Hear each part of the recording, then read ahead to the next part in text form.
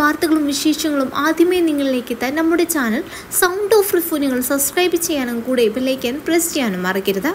ഏവരെയും ഏറെ സങ്കടത്തിലാഴ്ത്തിക്കൊണ്ട് കാസർഗോഡ് പോത്തുപാറയിൽ കിടപ്പുമുറിയിൽ ആത്മഹത്യയ്ക്ക് ശ്രമിച്ച നേഴ്സിംഗ് വിദ്യാർത്ഥിയുമായി ആശുപത്രിയിൽ പോവുകയായിരുന്ന കാറു മറിഞ്ഞു. അതേ വിദ്യാർത്ഥിനിക്ക് ദാരുണാന്ത്യം. കുറ്റിക്കോൾ പോത്തുപാറ തച്ചാർകുണ്ട് വീട്ടിലെ ബാബുവിൻ്റെ മകൾ മഹിമ എന്ന 20-കാരിയാണ് മരിച്ചത്. ഇന്നലെ രാവിലെ 8 മണിയോടുകൂടിയാണ് ഈ ദാരുണ സംഭവം. വീട്ടുകാർ ആശുപത്രിയിൽ എത്തിക്കുന്നതിനിടെ ഇവർ സഞ്ചരിച്ച കാറ് പടിമരുതിയിൽ അപകടത്തിൽപ്പെടുകയാണ് ചെയ്തത്.